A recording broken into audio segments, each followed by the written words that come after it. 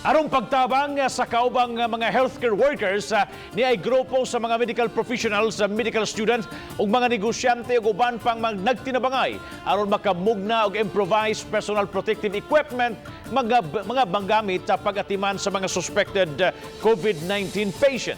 Si Faye Marie Dumabok sa exclusive report.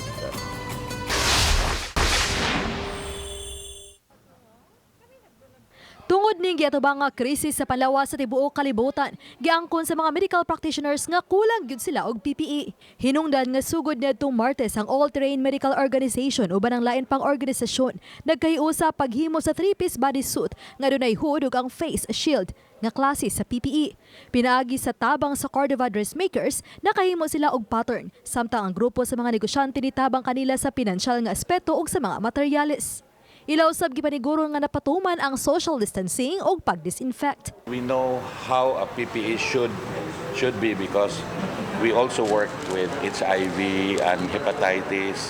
So we know the need of general protection equipment. Karong hapon makigtagbo si Doc Briones sa kadagkuan sa BIFAD o DOH aron paapurbahan ang maong PPEs ug kun makapasar kini ilan na dayon mahatag sa mga pampublikong tabalanan sa syudad ug probinsya sa Sugbo ug sa ubang hospital nga nanginahanglan.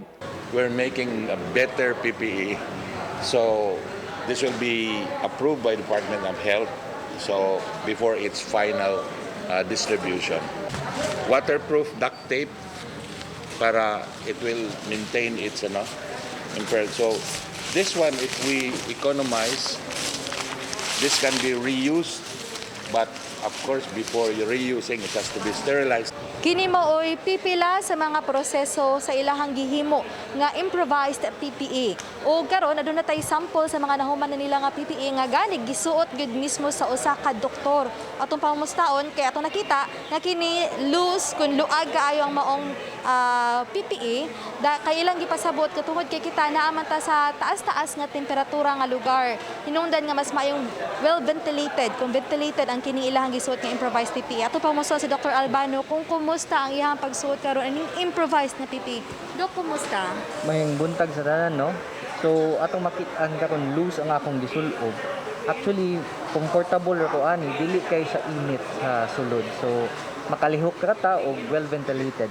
Ang grupo nakahuman na og kapin sa 500 ka mga PPEs. Apan pinaspasay paghihapon ang ilang paghimo aron mas daghan ang makabenepisyo. Nunot miini nanawagan sila sa mga buot mutabang og modonar og kwarta ingon man pagkaon og mga materyales sa pagbisita sa ilang buhatan sa Cebu Medical Society sa Barangay Apas tapad sa buhatan sa Erof. Bukas sila alas 10 sa buntag hangtod sa alas 6 sa gabi. We are looking into resources, looking into manpower, and even whatever kind of donation that we can receive, whether it be financial or through materials or through food, that would be very much highly appreciated. Samtang andam usab silang mutudlo sa ubang medical practitioners o grupo sa laing lugar nga gustong maghimo sa ilang mga improvised PPE. Uban ni Edward Tubilan, ako si Faye Marie Dumabok, Balitang Bisdak.